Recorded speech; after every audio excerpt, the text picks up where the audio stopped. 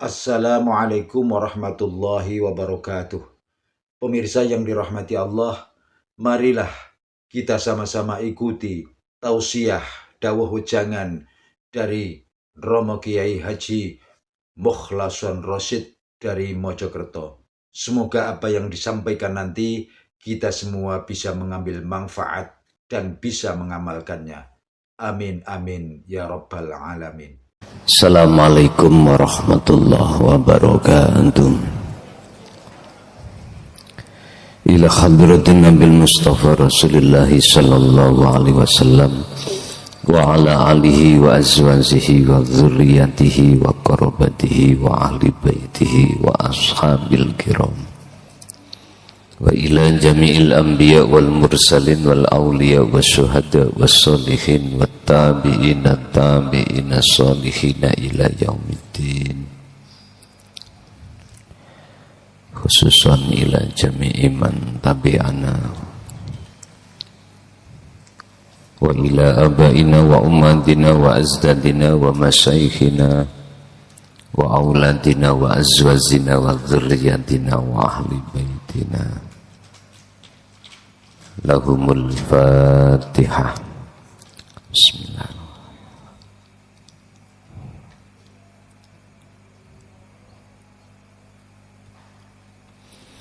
Bismillah, alhamdulillah, la khawla wa la quwwata illa billah. Asyhadu an la ilaha illallah wa asyhadu anna Muhammadan abduhu wa rasuluh.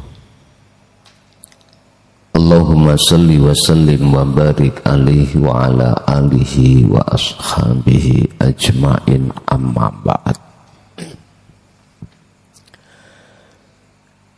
Dalam kehidupan di dunia ini,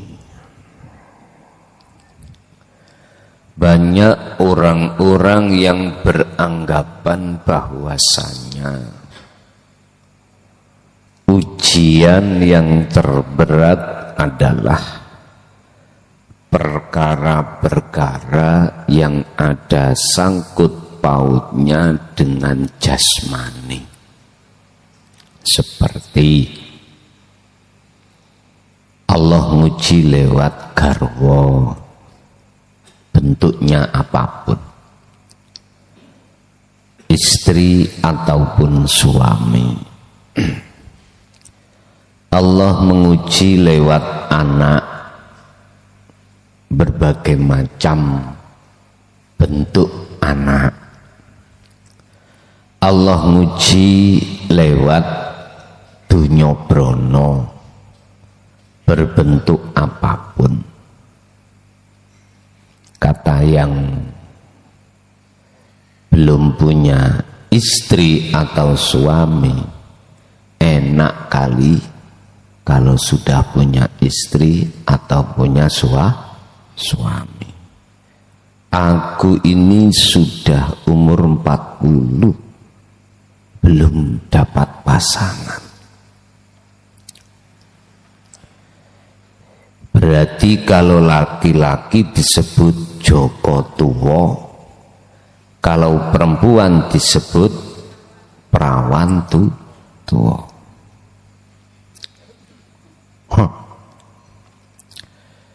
Ini katanya berat.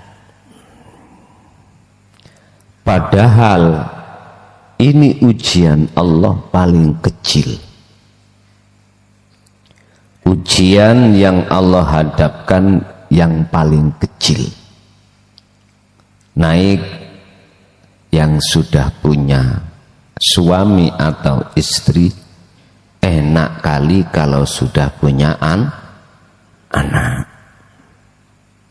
Sebab bertahun-tahun bahkan sampai 10 tahun belum dikasih momongan. Angen-angennya gitu. Bapak Ibu hadirin rahimakumullah. Bahkan sampai tua belum dikasih momongan. Sampai melakukan satu tindakan yang kata orang Jawa, cari pikat, nah gitu dah. momong ponaan lah gitu dah, mupon, mengambil anak orang dimasukkan anak asuh, gampang nek masalah iku. Nah balik desa tak gaekno langsung dadi njaluki pira terserah, sing penting sing duwe anak gelem maringno. Lah ngoten to. Tak prosesno surate langsung digonangane pengadilan jret anak sampean. Apa minta anak sing wis brengosen? Nah, wakeh sing gelem nek niku. Pun ketika sudah dikasih anak, katanya kita menghadapi anak enggak nganut itu besar ujian, ya.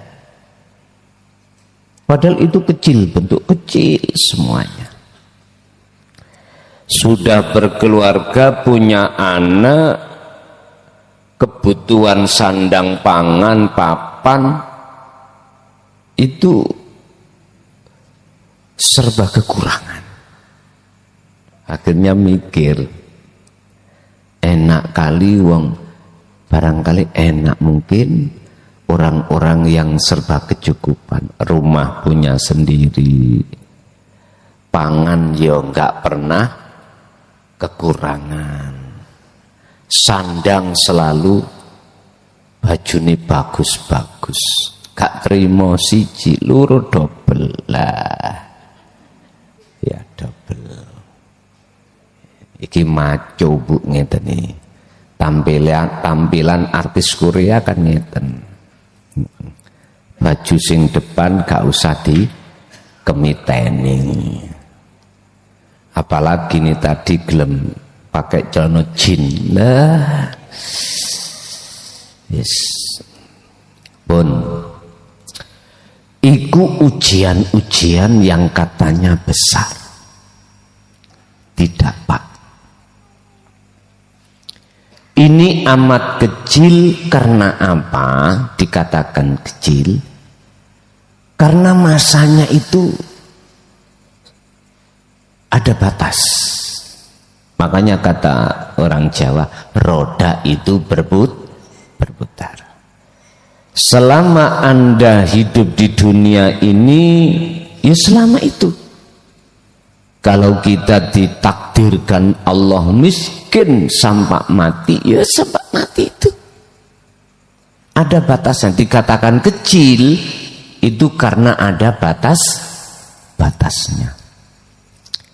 Ada sesuatu ujian yang sifatnya itu khalidin, kekal, yang banyak tidak mengerti. Dan inilah yang kami maksud ujian yang terbesar. Oleh sebab itu malam hari ini kita akan membahas tentang ujian apakah yang terbesar itu. Al-faslu tawiki fasol iku al-ikhtibarul aqwa,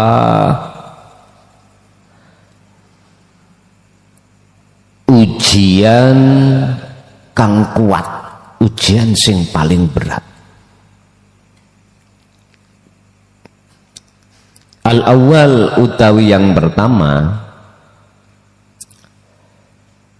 al-ikhtibarul muta'alliqu bil jasadi, qala Allah Ta'ala fi suratil Anbiya ayat 35. Utawi ujian al-muta'alliqu kang berhubungan bil jasadi dengan jasad. Ada ujian pertama adalah ujian yang berhubungan dengan jasmani. Itu tadi, yang laki pingin punya istri, sebaliknya kalau sudah nikah punya anak, kalau sudah punya anak mikir sandang pangan papan. Loh,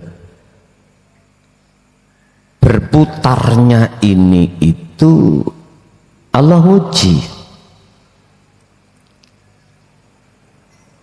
Yang sudah punya anak diuji, mohon maaf, anak itu kadang-kadang apa? Gak nganut, angel tuturane, kurang disiplin. Pasti kita sebagai orang tua nggih mikir gitu. Apalagi anak itu sudah berani bermain dengan SS. Tahu SS? Narkoba. Susah. Apalagi sudah mengenal nika lho, judi online. Apa jenenge sing tren niku? Slot ayo. Mbuh apa slot? Grendel apa ya orang ngerti ya slot. Pak tak kandhani sampean.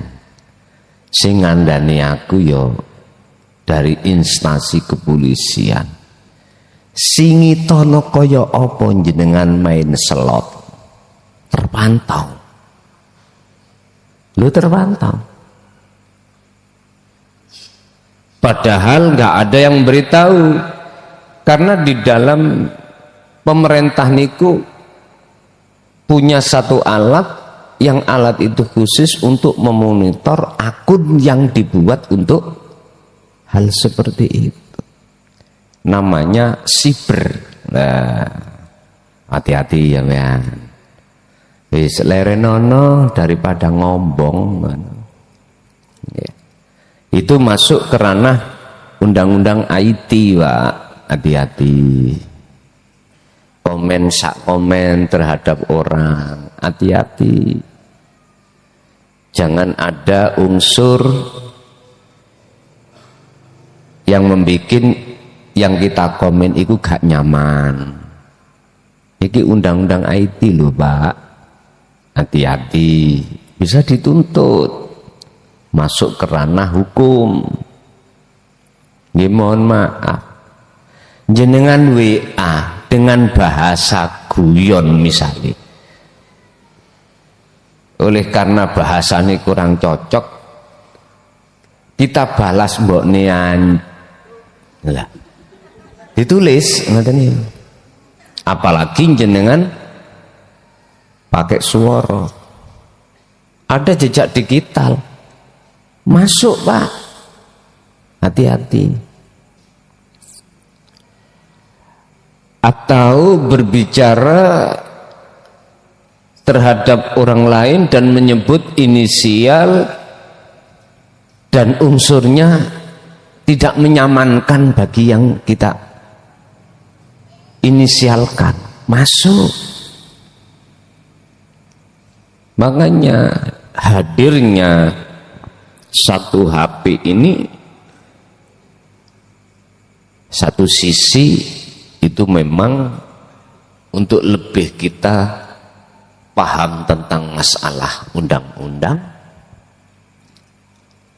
dan atau menjadikan tambah modern akal pikiran sampean. Tapi satu sisi, mohon maaf, nilai negatif ya juga besar. Tergantung Anda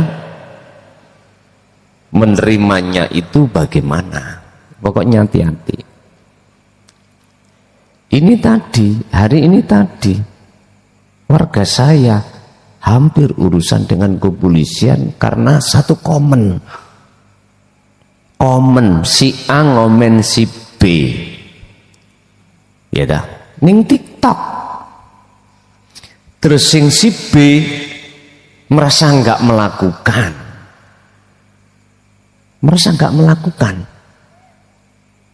Si B akhirnya koordinasi kali kepolisian.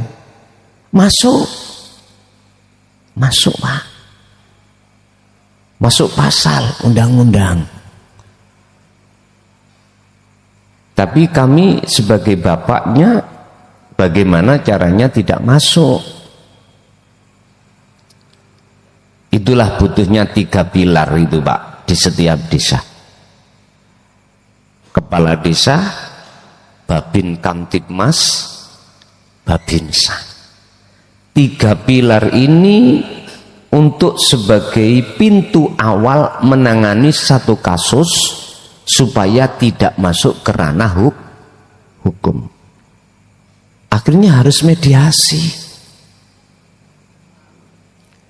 Terus yang merasa dirugikan, oke, nggak akan kuteruskan, tapi dengan catatan klausulnya bla bla bla yang harus disetujui oleh mereka yang mencemarkan nama baik. Kalau tidak bisa melaksanakan klausulnya yang dilaporkan, masuk. Alhamdulillah tadi itu selesai. Jadi si pelapor itu belum lapor, si koordinasi wis meh lapor. Terus bagi yang bersangkutan dikasih waktu 2 kali 24 jam. Apabila ini gak ada titik temu, akan bisa jadi kerana hukum. Wis tadi kepala desa rai sok turu yang ngono kuwi. Ya ta ya. 24 jam kepala desa itu. Yes. Untungnya pas jam dinas tadi. Jadi bisa kami tangani dan selesailah persoalan itu dengan memunculkan satu pernyataan dari si pelaku. Udah sepakat, ya sudah, free.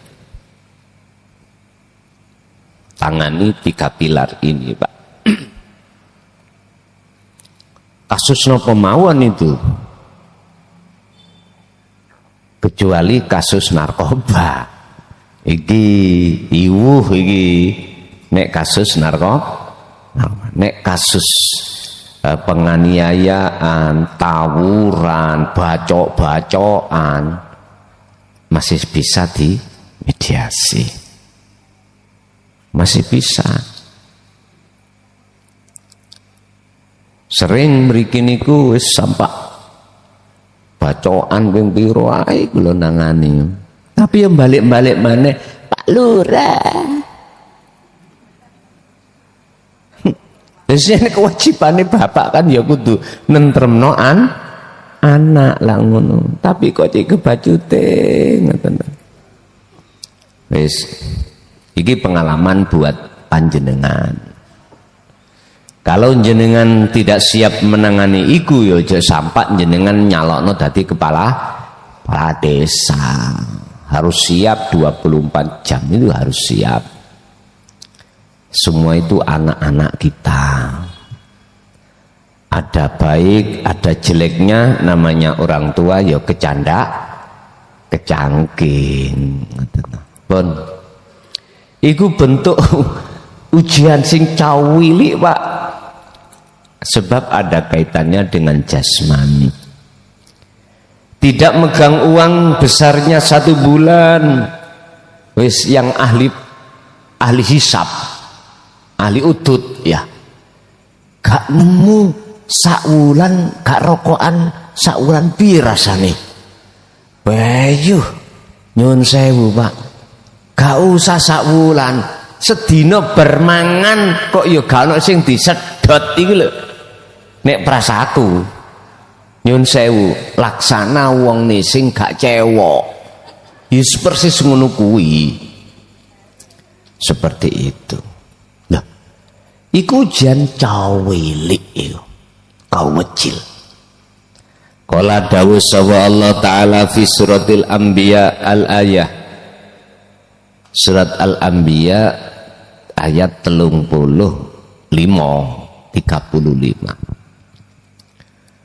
Kullu nafsin utawi saben awak-awakan yang bernyawa iku dha'iqatul maut, mesti ngrasakake kematian.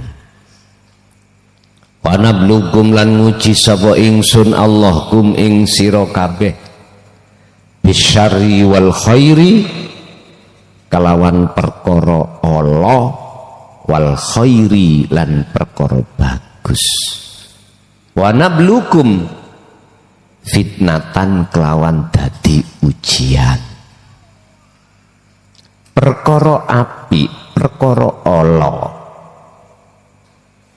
yang ada kaitannya di mata manusia diuji perkara api, misalnya jenengan lancar-lancar saja ekonomi ini, bisnisnya lancar-lancar saja, keluarganya juga begitu, macam-macam.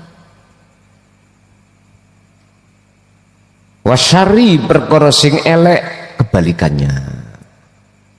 Loh, semua ini ujian-ujian dari Allah, yang di dalam ujian itu ngandung satu pertanyaan. Pertanyaannya adalah, bersaksi kemanakah hatimu? Dikatakan ujian itu enggak lulus manakala hati bersaksi kepada makhluk berbentuk syarri bisari wal khairi. Tapi tatkala hatimu bersaksi terhadap wujud nyatane Allah, yaitu hidup yang berkuasa di situ, maka ini disebut ujiannya lulus. Makanya ujian yang seperti itu dikatakan ujian kecil.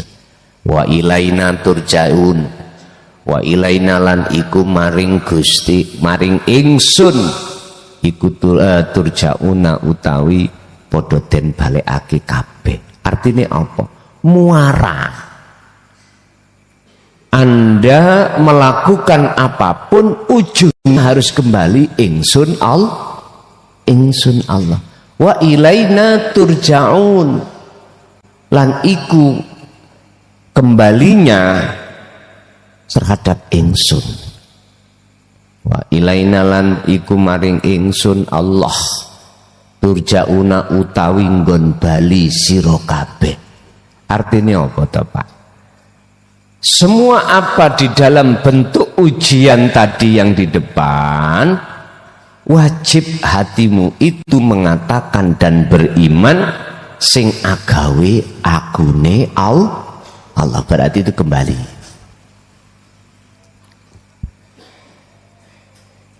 Inna min adatina, sak temene iku saking kebiasaan kita, kabasarin seperti manusia, fi hadhihi dunya ing dalem ikilah dunya. Apa sing dadi kebiasaan kita sebagai manusia? Allah yang fasila ing yen to ora bisa lepas an masa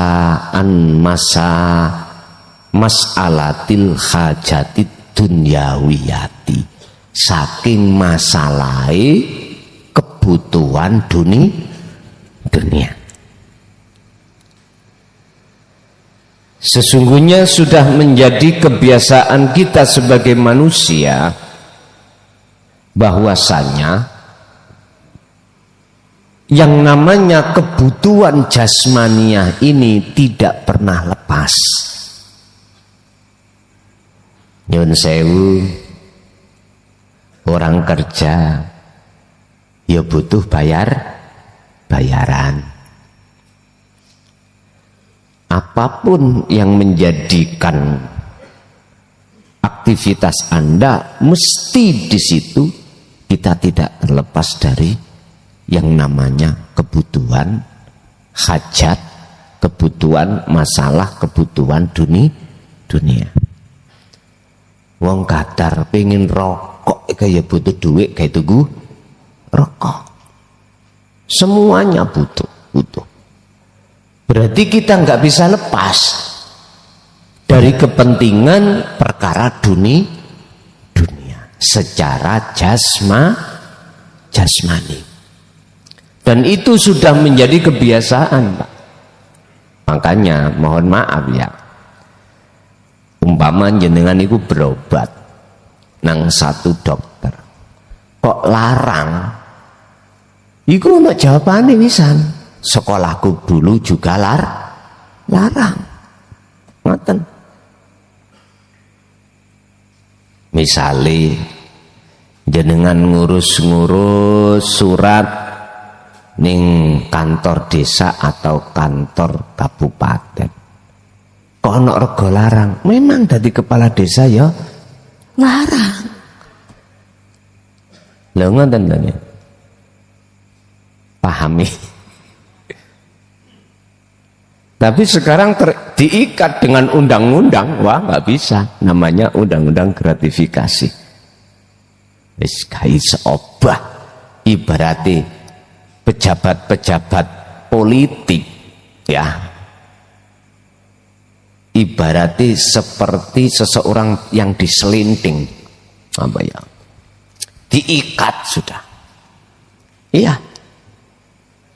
Sekarang coba, jadi kepala desa kita modal berapa? Cara umum. Sebab masyarakat ini kebanyakan itu nggak mau milih kalau nggak dikasih uang. Kadang-kadang itu ada yang ngomong gini. Nek ditakoki, "Cak, sampean milih sapa? Pokoke sing kayak aku duit ya sing tak cop." Lah ngoten iki biasae. Ngaku ae. Wis memang ngono. Allah. Tapi beda dengan sumber debu. Saya mengatakan sendiri karena terbukti sendiri. Iya. Beda sumber debu. Aku mboten ngejokno lho, Pak. Memang faktanya begitu. Memang faktanya begitu. Mungkin dalam hatinya kok cik melasir gak iso andum calone situ.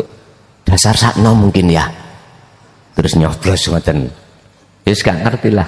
Wis. Yang jelas itulah yang terjadi fakta di lapangan. Gak mudah, Pak. Masyarakat itu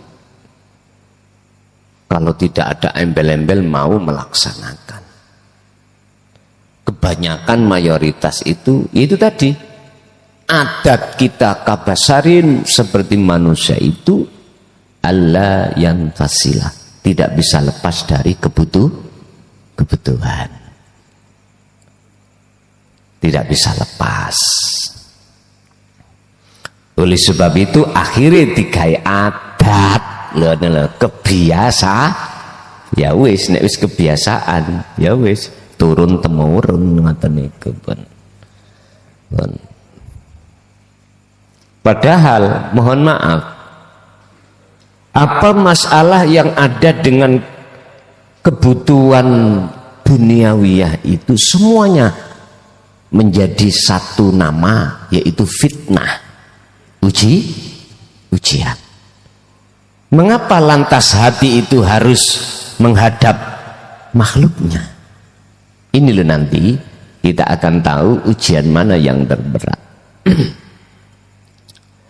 Hatta inna katsiran minal basyari yatanafasuna fi ijadihan hada fil hayati dunya faqat.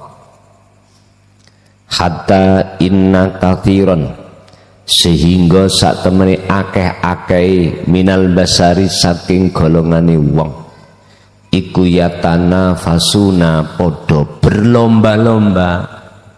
Sopo-sopo nas berlomba-lomba fi ijadiha ing dalem oleh mendapatkan hayatat dunia atau hajatid dunyawiyati. Sehingga kebanyakan di antara banyak manusia itu berlomba-lomba supaya sukses dunyane, ngerti lho Pak? Biar sukses dunianya. Kalau boleh saya katakan ini sudah salah kaprah, membalik dari satu wahyu Allah. Satu sisi kita didorong untuk semangat bagaimana caranya dunia kita sukses. Satu sisi kita dilupakan tentang masalah kesuksesan akhirat. Padahal ayatnya tidak seperti itu. Yang didahulukan bukan sukses dunianya dulu, tetapi kalau menurut Al-Quran adalah sukses itu yang didahulukan adalah ukhrawiyah. Oleh karena sudah menjadi adat dan kebiasaan kita sebagai umat manusia,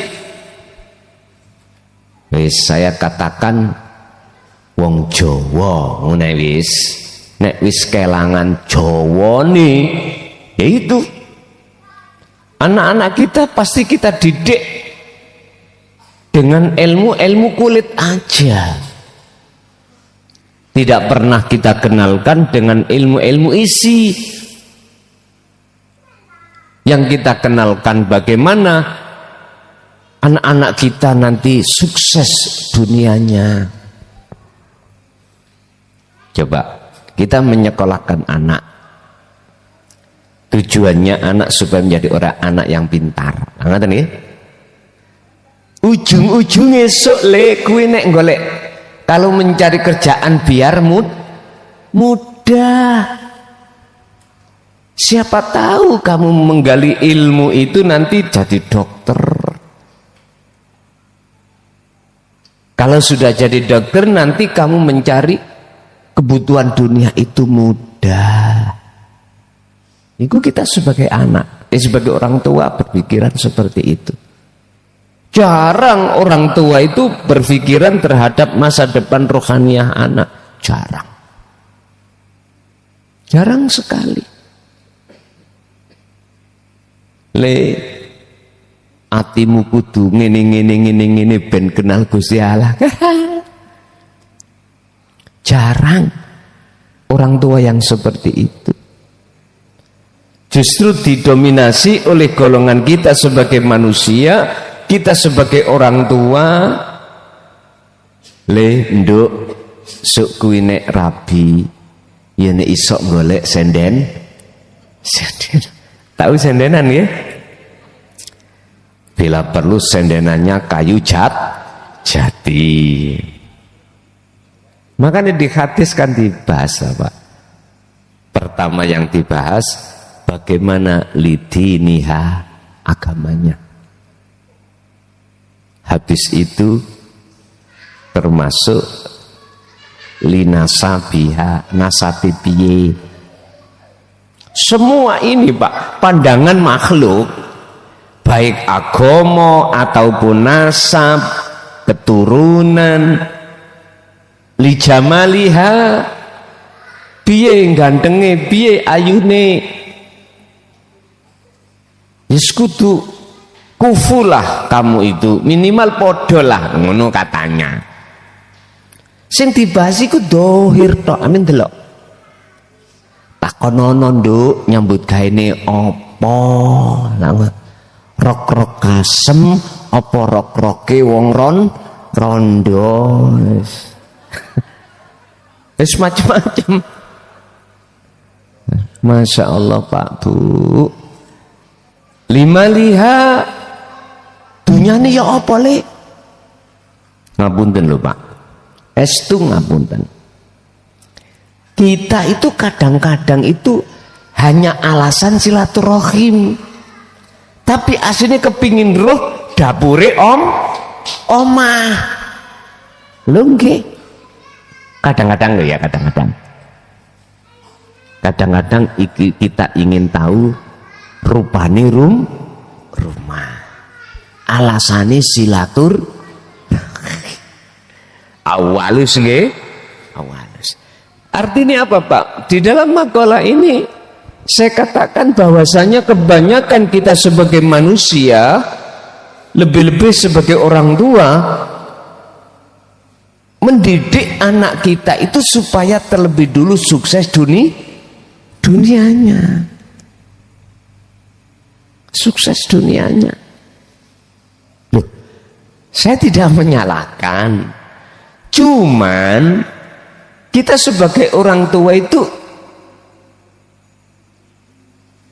letak kesalahan kita sebagai orang tua itu nggak mau didik tentang sukses akhirat, sukses rohaniai. Bagaimana mungkin Pak isok nulari ilmu tentang ilmu sejati wong Pak orang gopoh. Lah ngoten nggih. Bagaimana mungkin saya masuk warung ingin mencari nasi pecel, wong jualannya itu nasi goreng. Ya ora enek. Makanya ini harus diawali dari kita sebagai orang tua. Bukan harus kita salahkan anak terlebih dahulu. Enggak, kita sebagai orang tua dulu yang harus kita koreksi. Kita sendiri dulu.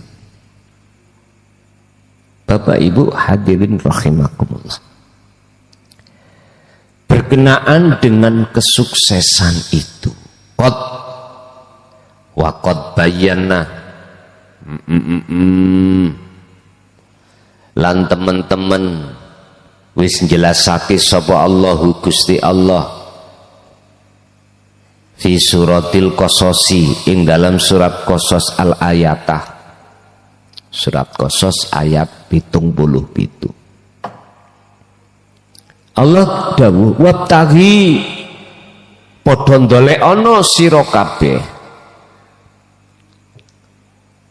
fima ing dalam apa ataka kang wis maringake ka ing sira sapa Allahu Gusti Allah.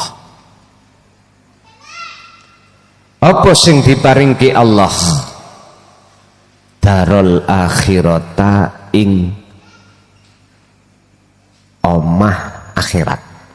Artinya ing babakan ruhania. Dari ayat ini Bapak Ibu, akhirat itu jangan menunggu besok yang kita katakan secara syar'i setelah kiamat itu terjadi. Jangan. Mengapa demikian? Kalau toh akhirat itu terjadinya besok, mengapa di sini Anda disuruh mencari? Olehnya kita disuruh mencari karena akhirat sudah ada, ngoten lho. Cara kita memahami perkalimah, mohon maaf lah Pak, kalau SD ku gak lulus Pak, gak lulus. Tapi jikalau bahasa saya kurang berbobot ya mohon maaf. Sing penting jenengan paham, ngoten lho. Kalimat wabtaghi fima ataka itu membuktikan satu perintah dari Allah terhadap kita untuk mencari negeri akhirat. Berarti kalau kita sudah disuruh, negeri akhirat sudah ada Pak. Sama dengan ini. Hei santri, wis kono do mangano. Loh, saya merintahkan seperti itu berarti makanannya sudah siap. Gak mungkin kula niki ngengken, hei santriwati, santriwan. Nek iku nek sik nom-nom, nek tuwek iku apa? Santriwat ta.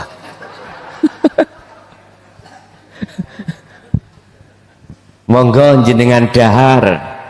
Loh, sementara nasinya belum matang, belum ada, nggak mungkin perintah itu ada. Ingat, setiap ayat yang Allah turunkan itu mesti ada asbabun nuzul, sebab-sebab mengapa itu diperintah karena akhiratnya sudah ada. Mohon maaf Pak, saya bukan berarti mendebat dan menyalahkan yang dulu kita mempunyai angan-angan dan keimanan bahwasanya alam akhirat itu setelah kiamatul kubro donya iki dentek nih Gusti Allah. Tak ngoten ta? Iku mah pemandangan kita dulu Pak. Kalau akhirat tidak terjadi sekarang, gak mungkin ayat ini akan turun. Wabtaghi fima ataqallah darul akhirah. Raihlah, carilah apa yang sudah Allah anugerahkan terhadapmu berupa alam akhirat, darul akhirah. Oleh karena kita dulu itu masih pendidikannya di ilmu ilmu umum, Pak, akhirnya mengatakan akhirat itu besok kita mencari lewat perbuatan-perbuatan yang bagus. Lah ngoten ta karepe ngoten. Tapi wis gak iso ketemu dulur, mboten saged. Lanjut. Wala tansalan ojo sampak nglalekake sira nasibaka ing bagian ira minat dunya, nyatane saking kebutuhan dunya. Artinya apa kebutuhan dunia ini ya jangan kau lupakan. Terus yang menjadi pertanyaan saya, ada hubungan apa antara darul akhirah dengan kalimat minat dunya? Ayo jan nek wis ngerti paham balaho manteke langsung nyatok pun. Oh iya berarti dadekno alam dunya dadi alam akhir. Ngoten lho Pak. Temuilah Gusti Allah di setiap ujian apapun. Ujian iku berarti ujian fisik dunya tadi iku disebut minat dunya. Alam akhirate ya sesuatu yang menguasai di situ. Makanya klik ambek teladani Rasulullah yang mengatakan kui jikalau sudah ada keinginan untuk bertemu Allah, dikatakan kau bertemu itu ning alam akhirat. Wal yaumal akhirata wal yaumal akhirah wa dzakarallaha katsiran. Do mlebu nang alam akhirat. Berarti jadikanlah alam dunia ini menjadi alam akhirat. Caranya bagaimana? Kuncine alam akhirat, kuncine ketemu Gusti Allah namung sitok, yaiku zikir. Ingat sampean waktu zaman dulu niku melok-melok istighosah, miftahul jannah la ilaha iku kan zikir. Kuncine swarga iku la ilaha illallah. Apa wacanan itu, kalimat itu yang dimaksud kuncine? Bukan. Terape pembuktiannya maksud daripada la ilaha illallah. Makanya ada fa'lam, ngertenono sira, pahamono sira annahu ing sak temene dzikir yaiku rupane la ilaha illallah, meniadakan keakuan makhluk dan mengisbatkan keakuan Allah. Lewis ini nek sing turu jelas ya tak bantinge mikku iki greget tenan. Nek dibanding ambek zaman dhisik niku enggak ada keterbukaan, Pak. On kama aksana wa aksin lan agawi bagus sira kama aksana kaya oleh agawi bagus sapa Allahu Gusti Allah ilaika maring sira. Ndi aki bagus Gusti Allah bentuk Ar-Rahman, napas dilayani terus, baik yang ingkar maupun yang beriman tetap dilayani. Cangkem iso digerakno, ya ta, ngelak ya diombeni, jantung ya didenyutno, darah ya dialirno Gusti Allah. Diciptakanlah ginjal untuk menyaring racun-racun yang disebut toksin biar enggak menyebar mempengaruhi anggota tubuh ginjal. Wis tamat. Kita mikir ning jerone awake dhewe tok itu wis gak mampu. Menungso iki wis gak mampu ngungguli sifat rahmane Allah. Kadang-kadang kita itu kayak tisok sedekah ngono ae dilalar sotok ndendei kok aku gak dadi masjid iku. Aduh.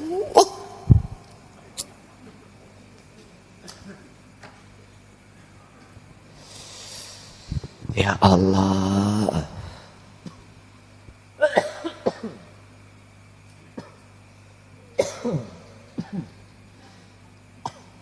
Dilewalat ramari-mari Gusti Allah ora tahu tutuh okay.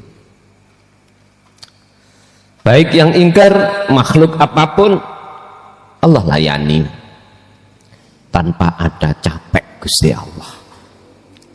Rambut iki lho Pak ya, kan nggak punya hak bisa cukul loh ya. Yesus niku sik dilayani Allah cukul. Coba mindahno jenggot brengos dicukulno wedok iku ya napa Pak? Ana wedok brewok jenggote njelaprang piye ya kira-kira?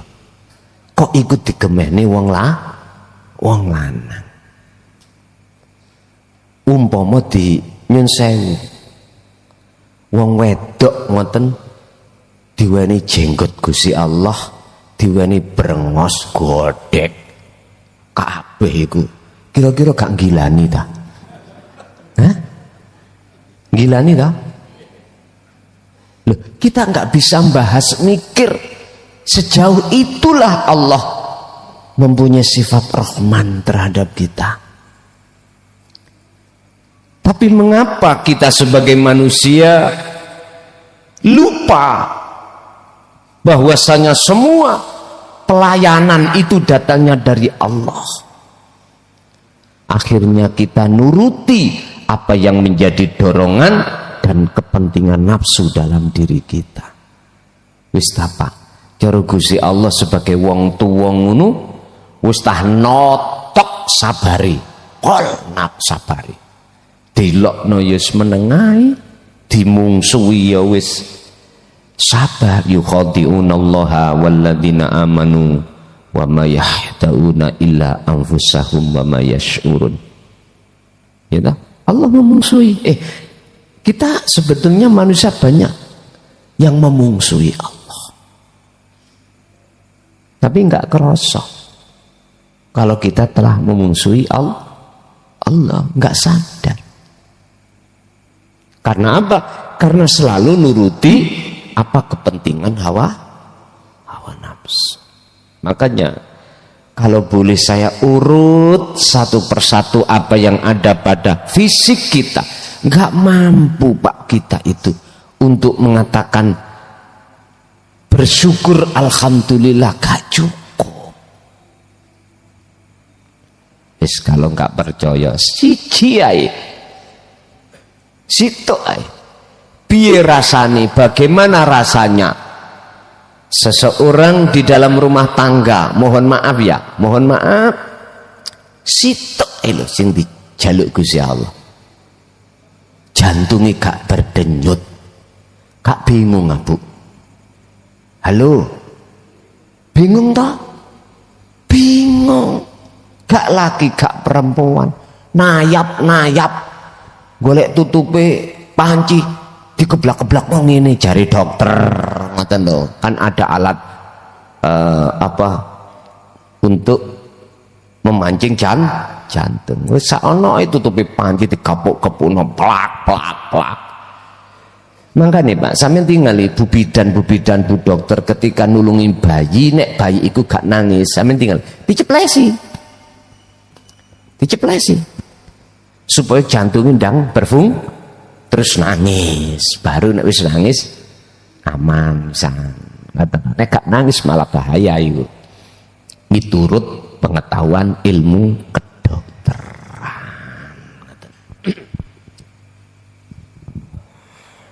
Wala tabghi lan ojo sampak ngelakoni sira al fasada fil ardi, nglakoni ing kerusakan fil ardi ing dalam bumi. Artine apa Pak? Bumi iki perkara sing ndadekno jasmaniah sampean iki dilayani Allah.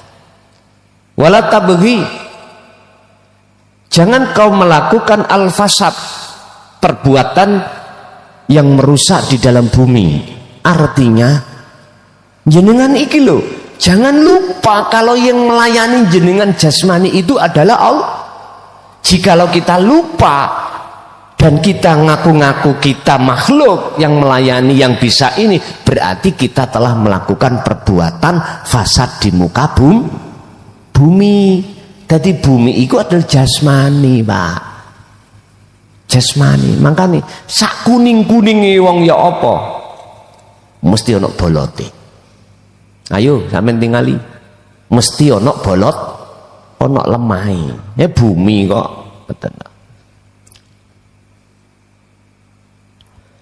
Mengapa kita tidak boleh berbuat fasad, kerusakan di muka bumi? Sebab innallaha sak temene Gusti Allah, sesungguhnya Allah iku la yuhibbu, tidak suka, ora demen sapa Allah al mufsidina ing pira-pira wong kang agawe kerusakan.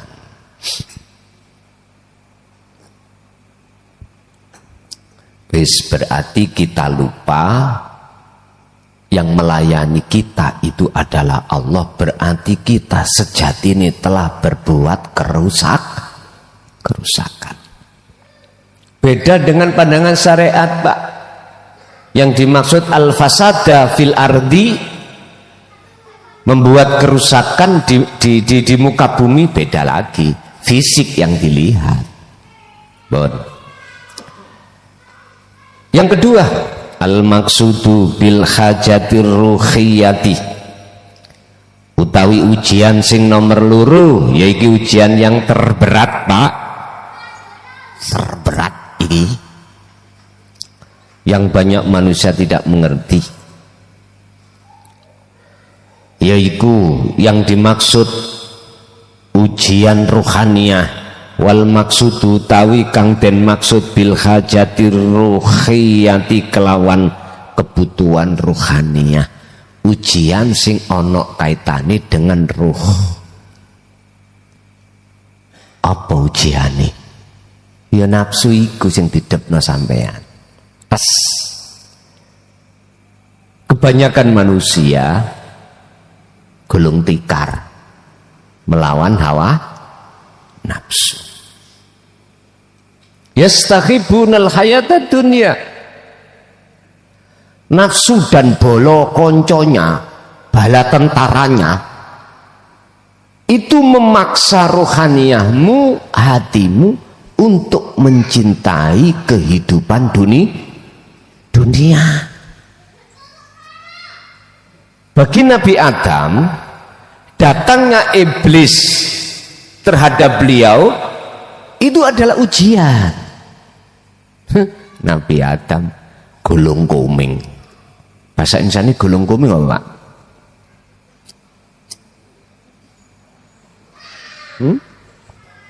Napa? Gulung kuming ngene lho. Gulung tikar. Kejungkal. Ya oke. Miturut sejarah di dalam Al-Qur'an, jangankan kita, Nabiullah Adam ya terjungkal. Iki yo gara-gara ono ayat sing muncul ngeten lho, Pak, iki. Wa id qala lil malaikati inni ja'ilun fil ardi khalifah. Kita artikan secara syar'i, khalifah adalah pemimpin di muka bumi, pemimpin di rumah tangga. Padahal khalifah itu membimbing nafsumu. Ruh ini akan jadi sebagai khalifah untuk mengarahkan sifat-sifat yang tercela di dalam diri kita, apakah itu nafsiyah, amarah, lawamah, gitu, sufiyah, kita arahkan untuk kemana? Kepada Allah. Tapi mana dibuka? Kebanyakan khalifah, pemimpin di tengah masyarakat. Paling terkecil sebagai suami memimpin keluar, ar-rijalu qawwamuna 'alan nisa. Di sini saking kuati Pak para romo dulu ngejoki rapet ilmu sejati di dalam diri gak metu. Akhirnya kita sebagai umat toleh koyok ketek ketulung, orang ngerti. Saiki sekarang sudah zamannya keterbukaan. Ini zaman keemasan kita, Pak. Keemasan agama tauhid dimulai 2014 kemarin. Udah sampai sekarang. Jadi jangan khawatir, jenengan tentang ilmu nggak akan paham, mudah sekali. Banyak beliau-beliau yang berkompeten untuk bisa menjelaskan maksud yang sebenarnya. Wahwalan utawi kebutuhan rohani iku ar-rahmatu, rahmat. Iki maksudnya. Apa kebutuhan jasmani? Kebutuhan jasmani adalah perkara-perkara yang bersifatkan fisik. Makan, minum, sepeda motor, mobil, jabatan, sandang, pangan, papan. Itu jasmani. Apa yang dimaksud kebutuhan hajatur ruhaniyah ini? Wa huwa ar-rahmatu. Rahmat. Apa itu ar-rahmat? Pertolongan Allah. Wakila syafa'ah. Gak usah syafa'ah ngenteni besok ya, gak usah. Wis kari jaman sampeyan adik syafa'at ngenteni sesuk-sesuk niku. Nah, untuk bisa mencapai mendapatkan syafaat itu bagaimana? Mendapatkan rahmat dari Allah bagaimana? Ujian Pak yang terbesar Allah hadapkan. Tes, gak gampang. Karena ini ujian yang terberat adalah ketika saat kau baik ibadah murni atau tidak murni, nafsu itu mesti bertengger di dalam hati kita. Ingat, lewat sifat irodah itu menjadi kesangi nafsu. Saya mencatat sifat irodah yang menjadi sifat wajib Allah kebanyakan kita itu irodah di dalam diri kita itu dijadikan nafsu sebagai terminal cara sakniki pos benteng utama untuk mengalahkan Anda, sehingga ketika hati punya karep keinginan mesti nggak bisa kita mengatakan ini keinginan Allah, tapi keinginanku sendiri. Kalau awal ini sudah terjadi seperti ini, maka bentuk proses perjalanan keinginan yang disebut takdir atau perilaku mesti kita akan ngaku-ngaku makhluk yang bisa melakukan. Itu sudah otomatis, Pak. Pak, nek diuji kaisok rokokan seminggu niku enteng nek dibanding dengan ujian ini. Yun sewu. Baik kita yang ahli ibadah, ahli ilmu, wis tah ilmu segala-galanya.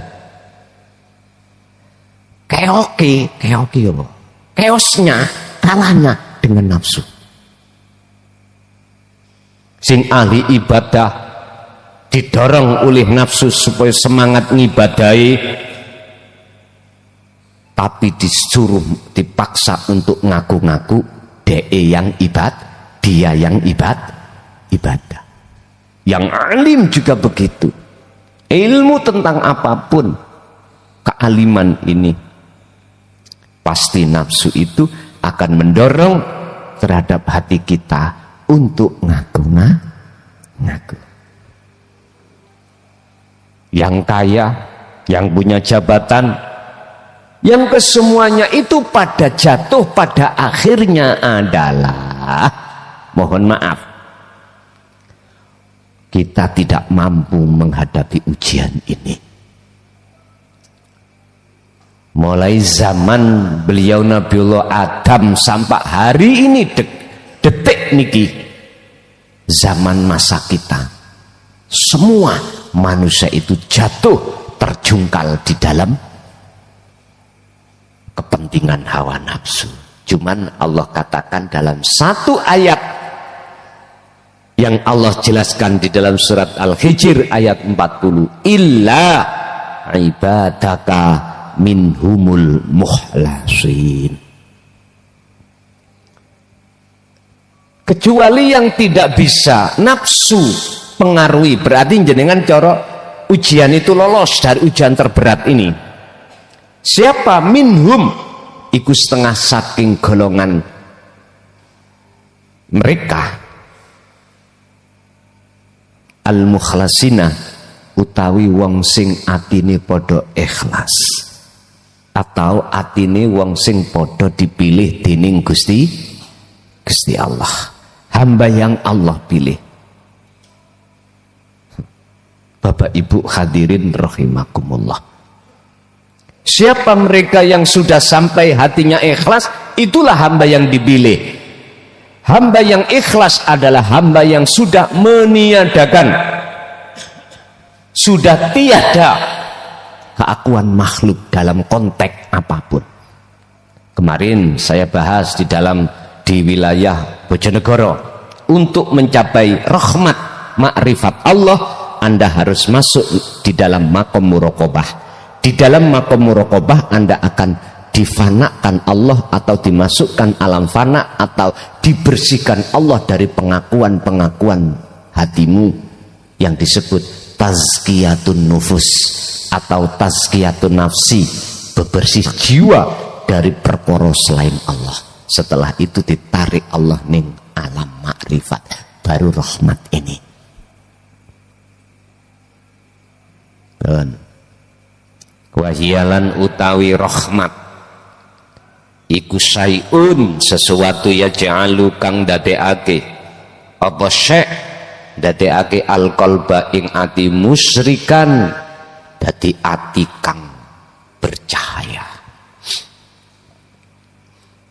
Yang dimaksud rahmat itu adalah sesuatu yang menjadikan hati jenengan yang asalnya gelap menjadi terang bener.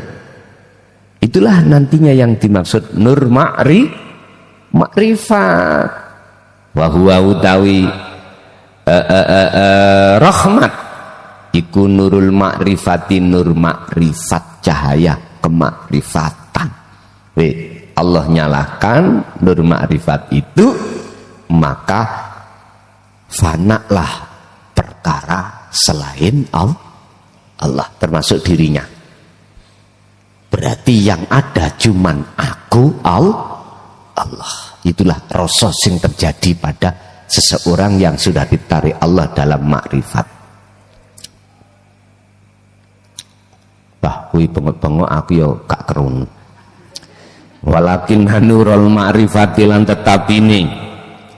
Apa nurul ma'rifati, caya makrifat iku yastaniru, bakal nyalaake sapa Allah bihi kelawan nur apa alqalbu ati iku idakana.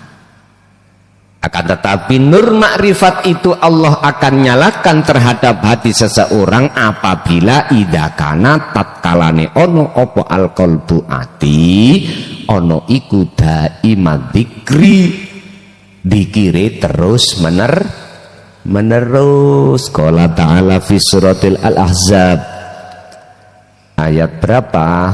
Ayat 21, laqad kana lakum fi rasulillahi uswatun hasanah.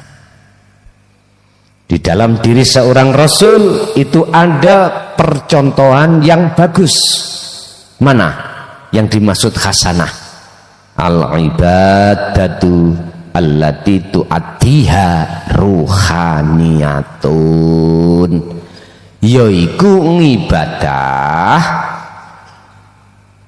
yang dilakukan oleh ruhaniyah, bukan yang dilakukan oleh jasmaninya. Karena kita konteksnya berbicara nur makrifat, boten nurullah. Nek nurullah ya matahari cahaya niki. Nek nur makrifat berarti hubungannya dengan rohani, berarti ngibadah rohaniah jenengan. Liman kana yarjullaha, yang namanya apa? Ibadah rohaniah itu pada diri seseorang yang dalam rangka liqa Allaha, supaya bisa ketemu Gusti Allah. Kanjeng Nabi memberikan teladan, bukti ini teladan, liman kana yarjullaha, dalam hati ada satu keinginan ingin berjumpa terhadap Allah. Ya rahmatiku wal yaumal akhirah. Dengan begitu Anda akan bisa dimasukkan alam akhirat. Wa dzakarallaha katsiran. Semua itu tidak lepas dari zikir. Maksudnya yudriku, podo sadar opo alqalbu ati anakulama ing sak temene saben-saben perkara yaf'aluhu kang agawe hu ing mas iku sapa Allahu Gusti Allah al ahad kang esa. Artine yang dimaksud dzikir di sini adalah hati sadar di dalam segala apapun bahwasannya yang beraf'al, yang melakukan itu adalah yang esa. Umat Islam mengatakan Allah iku karepe. Al khulasatu tawi ringkesih. Pertama, ibtilaul hajatil jasmaniyati iku labuddalahu min goyatin. Utawi ujiane kebutuhan jasmania ikulah Buddha wajib lapo ikulah Buddha ora kena ora lahu kedue ibtila apa min goyatin akhiri pungkasane. Ujian ning dunya iku mesti ana akhire. Jenengan diuji sak umur 90 tahun ya 90 tahun iku wis lho prei wis. Tapi lakin idakana, akan tetapi iku idakana tatkalane opo-opo al ibtila iku ikhtibaron rohanian, ujian sing bangsa rohaniah ya falani hayata, mongko gak ana marine, ora ana enteke iku maujud lahu kedue ibtila fil akhirah. Artine apa Pak? Ning dunya sampean iki diuji Allah lewat nafsu, akhirnya ndadekno ati sampean gak iso ketemu rahmat. Nomor loro, jenengan gak ngatekno seruane Allah, justru ngatekno apa ngatekno bahasa anjane? Memperhatikan seruannya nafsu. Akhir hayat Anda tidak terputus. Sampai kapan? Sampai saat terusé. Istilah orang yang buta di dunia terhadap Allah, di akhirat pun juga buta. Limada? Mengapa? La turidu an tatafakkaru. Mengapa hal itu tidak kau pikirkan? Wahai manusia, mengapa hal itu tidak kau fikirkan? Artinya posisi kebutaan hati kita pada Allah, posisi ruhaniah kita belum bisa masuk ke akhirat. Mengapa tidak kau fikirkan? Ini sebuah pitutur terhadap siapapun dan beragama apapun, tidak hanya untuk umat Islam. Orang Nasrani, orang Hindu, orang Buddha, Konghucu masuk di dalam pitutur ini.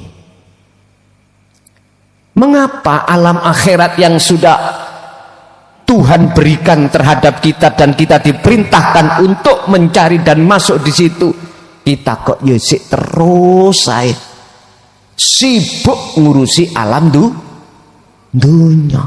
Kapan marine?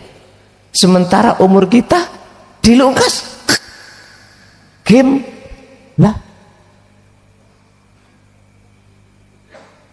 Maka ada dikatakan limada la turiduna antatafakkaru. Mengapa hal itu tidak kau fikirkan? Bahkan Pak Yun Sewu, kita yang sudah tua, asetnya itu luar biasa. Gak ada dorongan hati untuk mikirkan, untuk bertemu Tuhan, gak ada. Banyak sekali asetnya. Jadi sibuk dengan asetnya. Armada bisnya, armada pesawatnya, armada kapal lautnya. Ya Allah Pak, notok sugi justru malah gak sempat untuk mencari darul akhirah atau alam kelanggengan. Yes. Ini saya kembalikan pada seluruh umat yang mendengarkan di channel kami Ponpes Jaya Baru ini, yang tidak memandang agama apapun, semuanya kena hukum ini. Kau yang kaya, yang kayamu sudah notok ya, sampai 7 turunan tidak habis, katakanlah ya. Anda yang punya jabatan setinggi apapun, kau menjadi presiden atau menjadi raja, ingat, pertama, kau pasti tinggalkan itu. Jabatan, kekayaanmu pasti kau akan tinggalkan, dan dituntut ruhaniahmu untuk bisa kembali kepada Tuhanmu. Bagaimana mungkin kau akan bisa sampai kepadanya sementara ketika saat di dunia kita memungsuinya. Padahal saat di dunia kita sudah dikasih waktu yang longgar untuk mencari alam akhirat tadi. Mengapa kau masih bersikukuh alam akhirat besok kutemukan setelah kiamat datang? Ya sudah, nggak apa-apa, itu hakmu. Terus dari yang belakang son cocot mengojok jeplak po'o, masih akan rokot aku sih ngerasa di awak mulapo gak melok-melok, terserah aku sih. Oh ya wis, nek ngoten yo gak salah awak. Ya wis, ngoten mawon Bapak Ibu, semoga bermanfaat. Al-Fatihah. Pemirsa yang dirahmati Allah, demikian tadi tausiah dari Romo Kiai Haji Mukhlason Rasyid, pengasuh Pondok Pesantren Jaya Baru dari Bangsal Mojokerto. Semoga apa yang disampaikan tadi kita semua bisa mengamalkannya. Amin, amin, ya Rabbal Alamin.